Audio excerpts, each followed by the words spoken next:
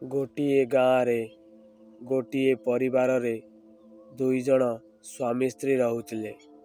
जनकर नाम थिला प्रभाकर और अन्य जनकर नाम थिला रेणुका। से दुई जनकर गोटे छोट माटी घर थिला और माटी घर चारिपाख अनाबना गछरे परिपूर्ण थिला।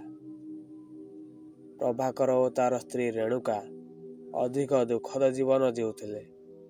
प्रभाकर ए गाँव से गाँ बुली बुली मूल मजूरी लगुला। जहाँ जमिति पैसा पत्र हेउथिला सेइथिरे स्वामी स्त्री आराम से चली जाउथिले। आउ बाकी रहिला घर काम। घर काम रे रेणुका एक नंबर।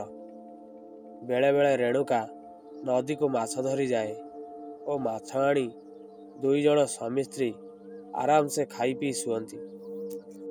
दिनकर घटना। रेणुका जाई थाए नदी को माछ धरी फेरिला बेलकू रेणुका पछरे गोटे डाहाणी आसिला। तापरे रेणुका घर को आसी माछ धोई चुली लगाई तावा बसाई माछ भाजिला और माछ भाजी सारी चारि कंसा भात और ता संग को माछ खाई सारी कंथा कमल घोड़ी घाड़ी होई खट उपरे शोइला। सेतेबेले को डाहाणी रेणुका शरीर रे प्रवेश करी जाइतिला। तापरे प्रभाकर पड़ोसी गाँ को जाइथिला काम करिबाकू और प्रभाकर काम सारी संध्या बेला को घर को फेरी देखे तो तार स्त्री रेणुका खट उपरे कंथा कमल घोड़ी घाड़ी होई शोइची। तापरे प्रभाकर पचारिला, कौन पई संध्या बेला हेलाणी शोइछ, कौन देह खराब होइची कि? तापरे रेणुका कहिला, निद लागिला शोइची। तापरे प्रभाकर कहिला, हो आसिल कौन दिटा खाइबाकू देव, मु आजी बहुत थकी जाइची। तापरे रेणुका शोइथिबा खटरू उठी रंधा बड़ा करी ता स्वामी को खाइबाकू देला ओ सेठारे बसी आउ थरे खाइला। पुणी तीन जनकर खाइबा एकुटिया खाइला। तार स्वामी देखी आश्चर्यचकित होइगला। मने मने भाविला, आजी कौन हेइची मो स्त्री रो। एकथा भावी ता स्त्री को कहिला, कौन हेइची तमर, अन्न ध्वंस करिवारे लागिछ। ता स्त्री कहे, कौन मोर खाइबा उपरे नजर लगाउछ ना कौन, तमे कौन चाहुछ मु न खाए। तार स्वामी कहे, मु कौन तमको कहली न खाओ बोली, तमे खाओ हेले अल्प खाओ। तमे तो जेमिति खाउछ मु काम करी जेते आनिले मध्य रहिबनी। एकथा कहि सारिबा परे दुहे खाइबा पीबा सारी खटिया उपरे शोइले। तापरे सकाळ हेला। दुहे दुहिंक कामरे चली गले। प्रभाकर गला पड़ोसी गाँ को काम करिवा लागी और रेणुका ग्रामर शेष भाग को कंचा गोबर साउटिबा पाई। गोबर आनिले घसी हेबो, घसी हेले घरे चुली लागिबो। तापरे रेणुका गोबर गोटे सारिबा परे गोटिए अखारे भर्ती करी आनिकी आसुथाए। तार स्वामी कामरू फेरिला बेलकू देखे तो रेणुका गोटिए अखारे भर्ती करी कंचा गोबर आनिकी आसुथिला। तापरे प्रभाकर पचारिला, केमिति एकुटिया आनिकी आसिल। गोटे अखा गोबर जणे लोकर उठेइबा संभव नुहे, कौन केमिति आनिल। सेठारू रेणुका प्रभाकर कथा किछि न शुणी घर को चलीगला। सेतेबेलकू रेणुका को अधिक भोक लागिलाणी। घरे किछि रोषेई होई न थाए। तांकर गाँ को मुड़ी बेपारीटी आसी थाए आउ कहूथाए, मुड़ी नब मुड़ी, धान सेरे को मुड़ी सेरे, मुड़ी नब मुड़ी।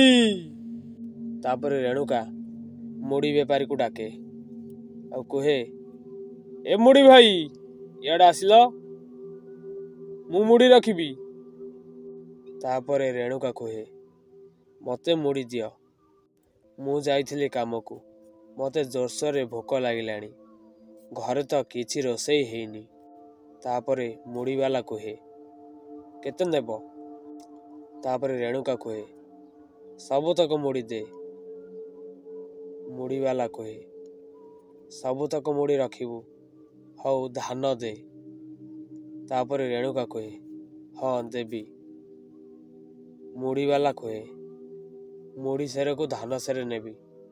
ସେଠାରୁ ସବୁତକ ମୁଡ଼ି ରେଣୁକା ରଖେ ଓ ଘର ଭିତରେ ବସି ସବୁତକ ମୁଡ଼ିକୁ ଗାଉଁ ଗାଉଁ କରି ଖାଏ ଓ ଖାଇସାରିବା ପରେ ଖଟିଆ ଉପରେ ଶୋଇପଡ଼େ। ତାର ସ୍ୱାମୀ କାମରୁ ଫେରିଆସି ଦେଖେ ତ ରେଣୁକା ଖଟ ଉପରେ ଶୋଇଛି। ତାପରେ ତାର ସ୍ୱାମୀ ରେଣୁକାକୁ ପଚାରେ, କ'ଣ ଖାଉଛ ପିଉଛ, ଖଟିଆ ଉପରେ ଶୋଇପଡ଼ୁଛ? ତାପରେ ରେଣୁକା କୁହେ, ଚୁପ୍, ତୁ କିଏ ବେ? କ'ଣ କହିଲୁ? ଶୋଇଛୁ? ଇଏ ଘର କାହାର? ତୁ କ'ଣ ମୋତେ ନାଲିଆକି ଦେଖାଉଛୁ? ତୁ ମୋ ଘରୁ ବାହାରିକି ପଳା। ତାପରେ ପ୍ରଭାକର ନିଜେ ମନକୁ ମନ ଭାବେ, ଇଏ କ'ଣ ଏମିତି କଥାବାର୍ତ୍ତା କରୁଛି? ଏହା ଦେହରେ କ'ଣ ଭୂତପ୍ରେତ ଲାଗିଛି ନା କ'ଣ? ଏହା ସବୁ ଭାବି ମନକୁ ମନ କୁହେ, ଏତେ ରାତି ହେଲାଣି, ଗୁଣିଆ କ'ଣ ଆସିବେ? ଥାଉ, ସକାଳକୁ ଦେଖିବା। ତାପରେ ସକାଳ ହୁଏ। ତାପରେ ପ୍ରଭାକର ସକାଳୁ ସକାଳୁ ଉଠି ଗୁଣିଆ ପାଖକୁ ଯାଏ ଓ ଗୁଣିଆକୁ ସବୁ କଥା କୁହେ। ତାପରେ ଗୁଣିଆ କୁହେ, ଏବେ ହବନି, ସନ୍ଧ୍ୟା ବେଳକୁ ଦେଖିବା। ତାପରେ ପ୍ରଭାକର ଗୁଣିଆ ପାଖରୁ ଫେରିଆସେ ଘରକୁ। ଆଉ ଦେଖେ ତ ରେଣୁକା ସେମିତି ଖଟିଆ ଉପରେ ଶୋଇ ରହିଛି, ଉଠିବାର ନାଁ ଧରୁନି। ପୁଣି ମନରେ ମନରେ ଅନେକ କଥା ସବୁ ଭାବି ଆଉ ଥରେ ରେଣୁକାକୁ ଡାକେ, ରେଣୁକା, ରେଣୁକା, ଟିକେ ଶୀଘ୍ର ଉଠ, ମୋତେ ବହୁତ ଭୋକ ଲାଗିଲାଣି। ମୁଁ ପୁଣି ତେଣେ କାମକୁ ଯିବି। ଏହା ସବୁ କହୁଥାଏ, ହେଲେ ରେଣୁକା କିଛି ଶୁଣୁନଥାଏ। ତାପରେ ପ୍ରଭାକର ନ ଖାଇ ନ ପିଇ ରେଣୁକା ପାଖରେ ଠିଆ ହୋଇ ରହିଥାଏ। ଏମିତି ଦିନ ଗଡ଼ି ସନ୍ଧ୍ୟା ହେବାକୁ ବସେ। ତାପରେ ଗୁଣିଆ ସନ୍ଧ୍ୟା ସମୟରେ ପ୍ରଭାକରର ଘରକୁ ଆସେ ଓ ପ୍ରଭାକରର ଘର ଭିତରକୁ ଯାଏ ତ ରେଣୁକା ଶରୀରରେ ଲାଗିଥିବା ଡାହାଣୀଟି କୁହେ, ଏ ଦେଖ ଆଇଲା, ମୋତେ ସବୁଦିନ ପାଇଁ ମାରିଦେବ ଓ ତା ସାଥିରେ ନେଇଯିବ। ଏହା କହିସାରିବା ପରେ ପ୍ରଭାକର ବହୁତ ଡରିଗଲା। ଗୁଣିଆ ତାର ମନ୍ତ୍ରଶକ୍ତି ବଳରେ ରେଣୁକାର ଶରୀରକୁ ବନ୍ଦୀ ଦେଇଦେଲା। ସେ ଡାହାଣୀ ଆଉ ବାହାରକୁ ଯାଇପାରିଲା ନାହିଁ। ଓ ତାପରେ ଗୁଣିଆ ପଚାରିଲା, ତୁ କ'ଣ ନେଇକି ଯିବୁ? କହ, ତୁ କ'ଣ ନେଲେ ତା ଦେହରୁ ଛାଡ଼ିକି ଯିବୁ? ତାପରେ ଡାହାଣୀ ଆଉ କିଛି ଶୁଣିଲା ନାହିଁ। ଶେଷରେ ଗୁଣିଆ ତାର ମନ୍ତୁରା ବେତ ସାହାଯ୍ୟରେ ସେ ଡାହାଣୀକି ବହୁତ ପିଟିଲା।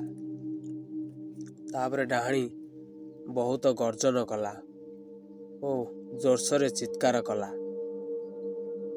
ତାପରେ ଗୁଣିଆ ପୁଣି ପଚାରିଲା, କହ, ତୁ କ'ଣ ନେଇକି ଯିବୁ ତୋ ସାଥିରେ? ତାପରେ ଡାହାଣୀ କହିଲା, ମୁଁ ମୋ ସାଥିରେ ପହଁରା ମୁଠି ନେଇକି ଯିବି। ଗୁଣିଆ ସେଇ ଡାହାଣୀକୁ ପହଁରା ମୁଠି ଦେଲା ଓ ସେ ନେଇକି ଗଲା। କିଛି ବାଟ ଯାଇଛି, ଦୁଲକିନି ତଳେ ପଡ଼ିଗଲା। ପୁଣି ରେଣୁକା ଦେହରୁ ଯାଇ ଆଉ ଜଣ ଦେହରେ ଲାଗିଗଲା। ଗୁଣିଆକୁ ବହୁତ ହଇରାଣ କଲା। ଶେଷରେ ଗୁଣିଆ ସେଇ ଡାହାଣୀକୁ ଗୋଟିଏ ଗଛରେ ବାନ୍ଧି ତା ଆଗରେ କଣ୍ଟା ଦେଇ ମନ୍ତ୍ର ସାହାଯ୍ୟରେ ସବୁଦିନ ପାଇଁ ବନ୍ଦୀ କରିଥିଲା ଓ ତାପରେ ରେଣୁକାକୁ ଗୋଟେ ଡେଉଁରିଆ ଦେଲା। ରେଣୁକା ସେ ଡେଉଁରିଆକୁ ହାତରେ ବାନ୍ଧିଲା ଓ ତାପରେ ଗୁଣିଆ ଚାଲିଗଲା ତାର ଘରକୁ। ସେଇଦିନ ଠାରୁ ରେଣୁକାକୁ କେବେ ବି ଡାହାଣୀ କିମ୍ବା ଭୂତପ୍ରେତ ଲାଗନ୍ତିନି।